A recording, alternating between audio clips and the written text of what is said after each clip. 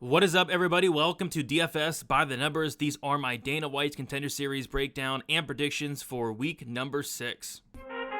I need all the wins, yeah. All that and all that is. You better move, you might get knocked out. Knocked out. You better move, you might get knocked out. Knocked out. You better move, you might get knocked out. Knocked out. And we are back for another Dana White's Contender Series breakdown and prediction video. This week we are breaking down week number 6. And yeah, I think we have some fun fights. There's some fighters I'm pretty high on this card, so definitely looking forward to it and breaking it all down. Before we get into it all, if you guys can please leave a like on the video, subscribe to the channel. Always appreciate that a ton. If you do want extra content or if you do want to support me more, be sure to sign up on dfsbythenumbers.com. There I'll be posting my DWCS fighter notes for week 6, my best bet article, and then my betting breakdown video for Dana White's Contender Series as well. And all that should be out on Wednesday as long as these odds get out. They're not out currently as I'm recording early Monday morning, but they should be out soon nonetheless. And then other than that, this video is sponsored by Prize Picks. If you guys want to sign up on Prize Picks, use promo code DFSBTN. And yes, they do have Prize Picks for Dana White's Contender Series each Tuesday. So be sure to check that out. Go get yourself a deposit bonus and use that promo code DFSBTN. But with all that out of the way, I say we get into the first fight on the card. And we're going to start with Julia Polastri, and she has taken on Patricia Alujas. We will start with Polastri, who is 25 years old, 5'2", 11-3 and 4-1 in her last 5 fights. We got Alujas. She is 27 years old, 5'4", 9-2 and 5-0 in her last 5 fights. So we'll take a look at the odds. We see that Polastri opened up minus 450. She's currently minus 375, and then Alujas opened up plus 350. She is currently plus 300. So big favorite here in Polastri to kick off the card. So Polastri, she is training at CWB Fighter. In terms of notable wins or losses for Polastri, you probably most know her for her Dana White's Contender Series fight against Jasmine Jazz Devicious, who's actually fighting on the card this Saturday.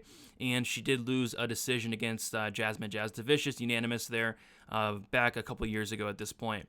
So she has a 54% finish rate. 36% of those wins come by knockout, and 18% of those wins come by submission. So some notes I have on Polastri. Her striking's pretty decent. She'll walk forward, throwing combinations. She was able to actually outland Jasmine Jazz Devicious on the feet at distance, which was nice to see. And she was walking her down like late in the fight. She's aggressive and she is mean on the feet, and she will look to get the fight down to the mat at times. Once she is on top, she's dangerous with her ground and pound and her submission game as well. And she's looking to get the fight down to the mat in the majority of the fights that I did watch. So she was taken down against Jazz Devicious, and she was controlled for over 8 minutes in that fight. She didn't really seem to offer anything while on her back, and she didn't do a good job working her way back up, especially in that first round. She was content to kind of just, lay on her back. She really didn't do anything. She kind of just laid there. She didn't really throw up any submission attempts. She kind of just really struggled once she was taken down against Jazz Devicious. And then I think it was in the second round, she did go for a guillotine. It ended up on bottom against Jazz Devicious, just showing horrible fight IQ, and then she was controlled a little bit after that. So her takedown defense and ground game on bottom may be a serious concern. Maybe not in this fight, but may be a serious concern going forward. She was taken down more than just the Jazz Devicious fight, and she just loses way too many minutes on her back for my liking. But offensively, when she gets the fight down to the mat in her own right, she's very good. On top, she's very good. She's very dangerous. She's able to land good ground and pound. She's able to get into dominant positions, and she's able to find the submissions. So I don't think she'll have to worry about getting taken down here, which is probably why she's a big favorite. But, going forward, that is something to mention there. And then we go to Patricia Alujas. She is 27 years old, so she is going to be the older fighter in this fight. She's a fighter that I'm not really sure where she trained. It's a gym I've never really heard of. In terms of notable wins or losses, nobody notable. She's fought a very low level of competition, has Alujas. She's a decent finisher. 44% of her wins come by knockout. 22% of her wins come by submission for an overall finish rate of 66%. Some notes I have on Alujas. There's not much here, to be honest, guys. There's not a lot of footage of her. She's fought a very, very, very low level of competition, and there was like 3 or maybe 4 fights available on her, and just nothing really recent. I mean, maybe one recent fight within like the last year and a half. So her striking defense doesn't look great, and she will eat hard shots with her face. She's pretty aggressive, and she will eat one to give one, and she can be backed up at times, which I don't really like to see. So her opponents are able to pressure her there. She likes to stand and bang, and she just really has no regards for her own safety, but she does show a really good chin for what it's worth. Her cardio is good, and she is tough, and she can fight at a fairly high pace for 15 minutes. And then I did see her get taken down and submitted like very shortly after, but this fight was like 5 years ago, so what can we really take from that fight? Because at the time she's probably like 22, 21 years old. So, but I mean, still, seeing her getting taken down and submitted shortly after just was not a great look to me. And like I said, we have very limited footage of her. There's not a ton of things to watch, and that was one thing that I did see and I didn't like. So final thoughts on this matchup. To be honest, I'm not high on either fighter, but I'm especially not high on Aluja here. I feel like the price tag on Polastri is pretty wild. I wouldn't be laying minus 400 on her, but this is one of these fights where I have a funny feeling she is probably going to pay off this price tag and more with her performance in this one. I think Polastri gets this fight down to the mat and finds the finish here. Like I said, once she gets on top, she is very good with her submission game, with her ground and pound, and I'm just not sure Aluja belongs here. So give me Polastri to win this fight. I'll take her to win this fight by first round submission. All right, moving on to the next fight. We have should be a fun fight here for as long as it lasts. We got Jhonata, Diniz going against Eduardo, Neves. We'll start with Diniz, who is 32 years old, 6'4", 5-0, and 5-0 in his only 5 fights. Eduardo Neves, this guy is 23 years old, 6'2", 7-1, and 4-1 in his last 5 fights. So we'll take a look at the odds, and we see that Diniz opened up minus 160, currently minus 150, and then Neves opened up plus 130, he's currently plus 130 there. So we'll start with Diniz. Diniz training out of Santa Fe team. This is a guy in terms of no notable wins or losses, none at all. I mean, this guy's fought a terrible level of competition in MMA. He does have a 100% finish rate. All of those come by knockout. So Diniz, some notes I have on him. So he has a glory kickboxing background, in a kickboxing background where he went 22-7 overall with 15 knockouts.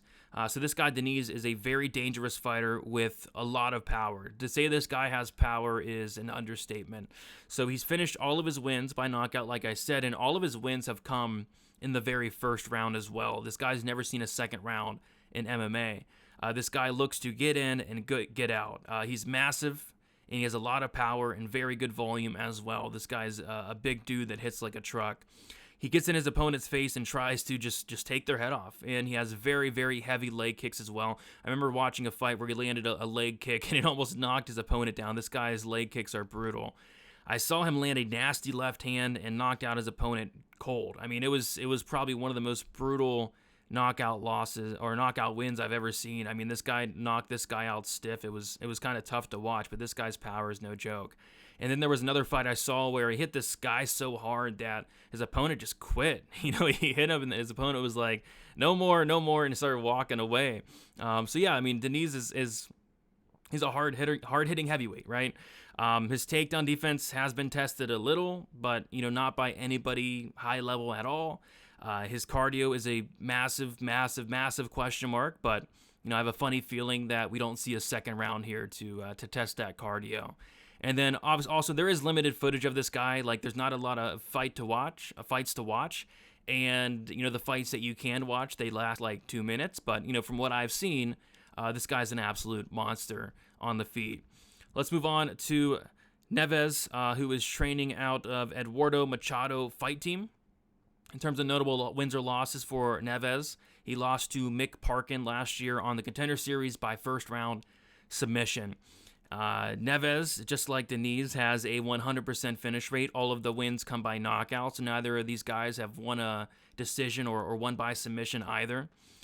This is a guy who's the LFA heavyweight champion. And like I said, his only loss did come to Mick Parkin, who is in the UFC and I think is a pretty decent fighter. Mick Parkin, got a decision win in his debut against, maybe Jamal Pogues in his last fight. But anyway, he comes out aggressive and comes forward, and he's looking to stand and bang and go to war out there. He has very fast hands, and he has a lot of power. A lot of guys actually try to take him down, but I would be shocked if he would have to worry about that here. He mixes it up to the body very well, and I think his volume's on point. He just wants to go out there and stand and bang. Maybe he does, but I don't imagine Neves going for takedowns here, and if he does, I'm not sure he's going to have success doing so. But if he can end up on top, he is very dangerous, has devastating ground and pound, and he was able to TKO his last opponent brutally. Most of Neves' wins do come in the first round, but he does have some second-round finishes as well, unlike Diniz here. So some final thoughts on this fight. I think this fight is going to be very awesome for as long as it lasts. These guys both want to do the same exact thing, and that is to stand and bang until one man falls. I don't see anyone shooting takedowns here, but if someone does, it will be Neves in this matchup. I like Diniz here and his kickboxing background. This guy has just terrifying power, and Neves is going to give him the fight he wants here, and that fight is going to be a fight where they just stand in the pocket and bang until one man falls. So I worry about the cardio of Diniz, but like I said earlier, I don't know if that's going to matter because I think this fight ends in one round. So give me Diniz to win this fight here, and I'll take Diniz to win this fight by first round knockout. Moving on to this next fight, this is probably my favorite fight on the card. We have Matsumoto going against Kasey Tanner. We'll start with Matsumoto, who is 24 years old, 5'6", 13-0. Obviously 5-0 in his last 5 fights. Kasey Tanner, 31 years old, 5'8", 6-0 and 5-0 in his last 5 fights. So we have 2 undefeated guys here going at it. So we'll take a look at the odds real quick. We see that, let's see, Matsumoto opened up as a minus 250 favorite, currently around minus 150. And then we see that Kasey Tanner opened up plus 200, and he is currently sitting around the plus 125 to 130 range here. So we'll start with Matsumoto. He's training at Inside Muay Thai. This is a guy in terms of, notable wins or losses. I would say nobody too notable, but he's not going out there and crushing complete cans, which is nice to see. This guy Matsumoto has a 61% finish rate, 23% by knockout, and 38% by submission. So notes I have on Matsumoto. So this guy has a Muay Thai background, brings good pressure, and really likes to attack the legs. He has very, very heavy leg kicks. He's aggressive when he comes forward. He loves to also sit in the pocket and exchange very big shots, stand and bang, if you will. This guy has pretty good pop in his hands, and he shows a really good chin. Like, this guy is able to eat a big shot. He's able to eat flush shots and doesn't really react to them. He throws knees to the body. He throws head kicks, throws elbows, you name it. This guy has a lot of tools on the feet. He's a very, very good striker. But not only is Matsumoto a very good striker, this guy's a good grappler as well. He's a black belt in BJJ, has pretty solid wrestling, and once he gets guys down to the mat, he does a really good job at either getting the back or getting into mount, getting into dominant positions, and eventually finishing the fight. He will stick to his opponents like glue, and he'll chain wrestle in there. He's looking to get the fight down to the mat in a lot of his fights, and he's a very good grappler and very dangerous as well. He will jump the ghillie, which you never really like to see. He was able to actually get a guillotine win in his last fight, which was good, but he's a very dangerous black belt. He's very dangerous on top, on bottom. He can be taken down himself, but he's very comfortable off his back, and he'll throw up not only submission attempts, but elbows as well. Like, on bottom, this guy is, very, very active and very dangerous with those elbows, and like I said, with that black belt as well he has. So the cardio for Matsumoto is on point, and he's going to be dangerous and good wherever the fight goes. I think this guy is going to be a problem, and this guy Matsumoto is only 24 years old. Moving on to Kasey Tanner, he's training at Fight Ready MMA, which is everybody's favorite gym. This is a guy in Tanner in terms of notable wins or losses. Nobody notable for Tanner on his record, but like Matsumoto, he's not fighting complete cans. Tanner has a 66% finish rate, 33% by knockout, and 33% by submission. Some notes I have on Tanner. On the feet, he has solid leg kicks, a very fast and powerful head kick that he throws as well in there. He'll come forward with hard combinations, but he can be backed up at times as well on the feet. He will throw elbows and knees in the clinch, and he's very, very strong in the clinch, and I think that's where he wants to get the fight, in the clinch and on the mat as well. The takedown defense looks pretty solid from what I've seen. He took his opponent's back in the last fight, flattened him out, dominated him. The ground and pound was vicious there. He will pick up his opponents and throw them down to the mat, and when he gets on top, he has good control and good ground and pound as well. And he's relentless when he's on top. He's nonstop at the ground and pound. He doesn't let his opponents breathe in there when he's on top. He's relentless. He reminds me kind of like, Jonathan Pierce, another guy that trains at Fight Ready, who's just like nonstop the entire time, won't slow down. He'll take you down. If you get up, you're going back down. The ground and pound is just relentless. He just doesn't let up. He just doesn't let up, and he can do it for 15 minutes. His cardio is great. He can wrestle for 15 minutes. He can fight at that pace, and I think he's going to be a problem for a lot of these guys he faces. I love his control and how active he is overall, and I'm very impressed with Tanner and the ability to fight the style that he does fight for 15 minutes. The level of competition, like I said, he's not fighting complete bums, but the level of comp is questionable. He is going out there and looking good, but really against who? So this is probably I'd say the toughest matchup for me to call on the card, just because I'm very, very high on both guys. I like both guys here, and I think this is a very good matchup. I like the style of Tanner, and I like the fact that he is training at Fight Ready, but man, Matsumoto is going to be dangerous wherever the fight goes, on the feet, on the mat. And if Tanner does take this fight down to the mat, which he will, he's going to be playing with fire the entire time. And even on the feet, he's going to be playing with fire. So I'm going to take Matsumoto to find a submission here at some point in this fight. But I have a feeling we will be seeing Tanner in the UFC, and I think we'll be seeing him in the UFC soon. I think Tanner's a very good fighter, but I think the ceiling on Matsumoto is much, much higher. This guy's only 24 years old. I think he's very, very good. So give me Matsumoto. I'll say second round submission for him, but this fight in reality could probably go either way. Moving on to the next fight, we have AJ Cunningham taking on Stephen Nguyen. We will start with AJ Cunningham, who is 29 years old, 5'10", 10-2 and 4-1 in his last 5 fights. Stephen Nguyen, he is 30 years old, 5'11", 8-1 and 4-1 in his last 5 fights. We'll take a look at the odds, and we see that. So, I do all my tape study and research before looking at the odds, right? And then I pick my winners. But this one caught me off guard. Stephen Nguyen opened up -115, which, quite frankly, that's probably where I'd put it. And he's currently -285. AJ Cunningham opened up -115. He's currently +245. I do think this is a lot closer than the line does indicate, but we'll start with AJ Cunningham. This guy is training out in law school MMA, which is in Tennessee, I believe. No notable wins or losses for Cunningham there. This guy Cunningham does have a 70% finish rate, 30% by knockout, 40% by submission. Equal opportunity finisher is Cunningham. Some notes I have on Cunningham: he has very good kicks to the body. He's very measured and really picks his spots, and he's very well composed in there. He attacks those legs of his opponent, and he looks very comfortable in there when striking. I think he's a very skilled striker. He does gain confidence as the fight goes on, and he'll kind of drop his hands and showboat a little bit in there, which is something I really don't like to see. He really needs to keep his hands up, but his hands seem to drop more and more as the fight goes on. He has an incredible chin, though. He ate a nasty elbow in his last fight. He got hurt a little bit, was able to recover. That elbow would have probably knocked most guys out. He does his best work when he marches down his opponents and really lets his hands go. When he's on, he's on. Takedown defense looks good, but I have seen him taken down. He didn't look good at all on his back. He does do a good job at either working his way up, though, or reversing position, ending up on top. And his grappling's pretty good. He gets to the back of his opponent, once he's able to, get the fight down to the mat, and he's able to find the submission.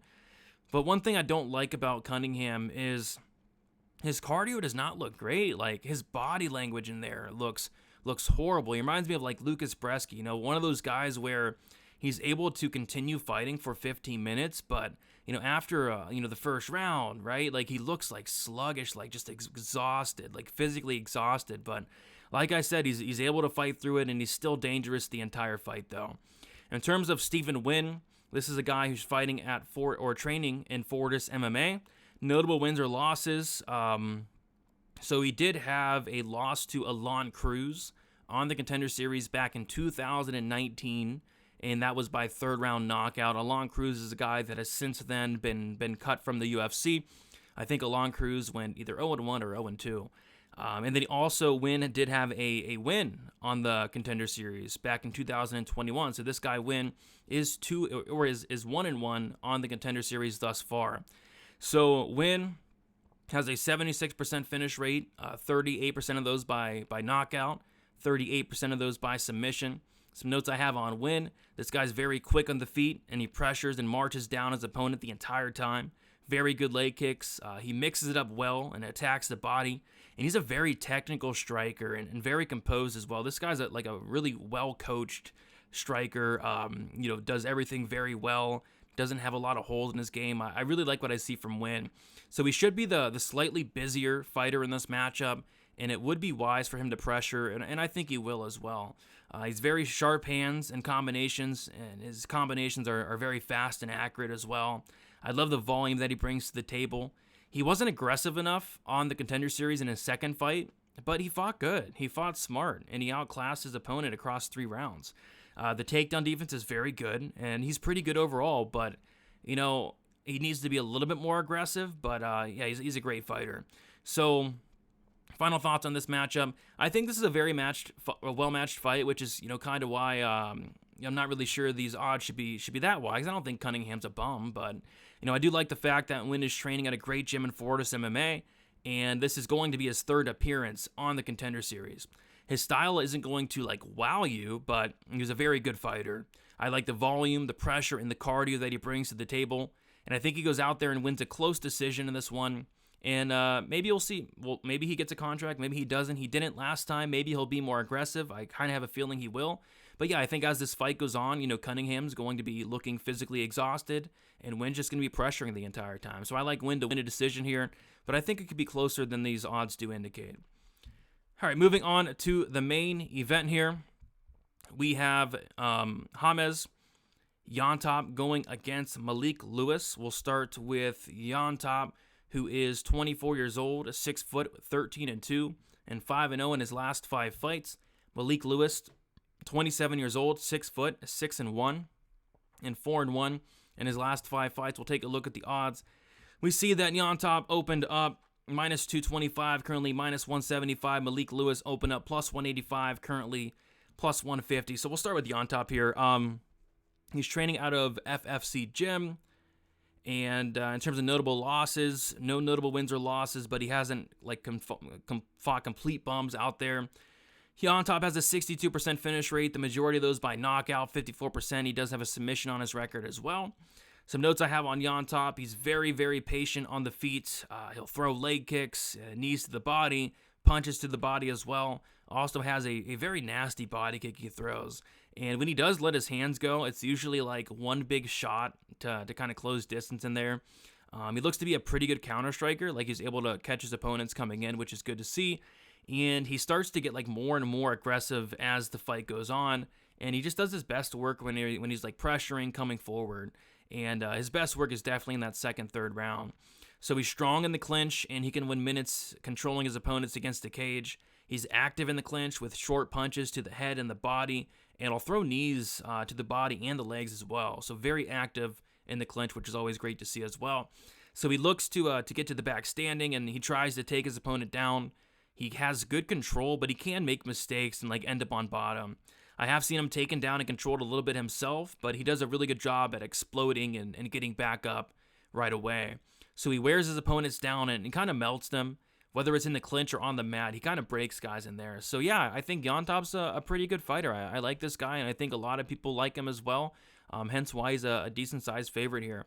But Malik Lewis, this guy's training at Genesis BJJ, which is the same gym, I believe, as Mark and Montana De La Rosa.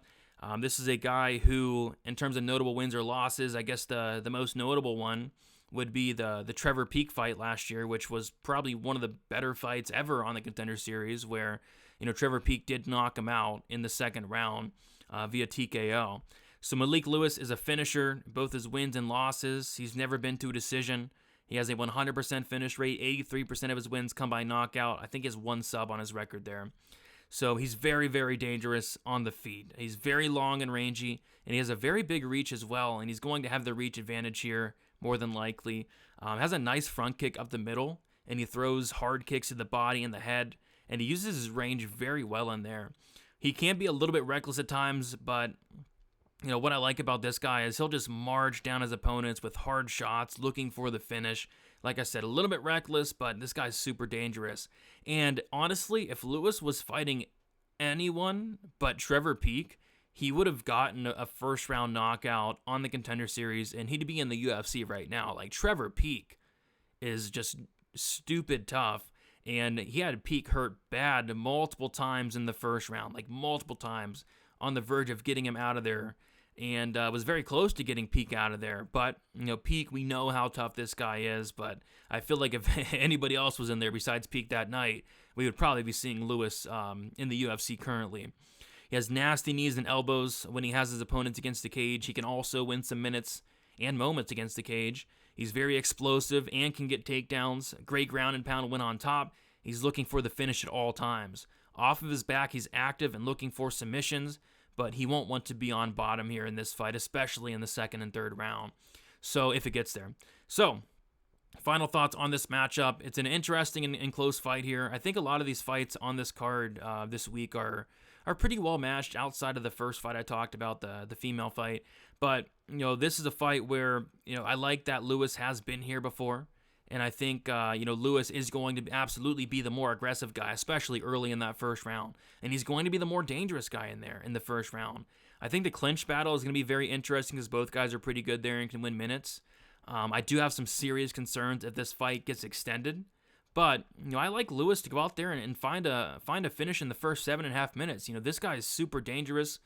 And I think he goes out there and he gets that first round finish. And I think we see him in the UFC. Like I said, he was like a second away from already being in the UFC. Had he finished Trevor Peek in that first round, kind of blew his load a little bit, got finished in the second himself. But yeah, Malik Lewis is no joke. So I'm going to take Malik Lewis to end the night in the main event. And there you have it, guys. Thank you so much for watching. If you guys could, leave a like on your way out. Subscribe to the channel. Go check out dfsbythenumbers.com. Should have all DWCS content out, hopefully, by the end of Monday. I'm going to refresh to see if they have out props, and they do. They do. So I'll probably get on that right now. So be on the lookout for that. And yeah, guys, best of luck for Dana White's Contender Series, week number 6. Be on the lookout for some UFC Noche content coming soon. Really good card for UFC this week as well. So lots of great stuff this week. Be on the lookout, and best of luck. Talk to you guys soon. See you.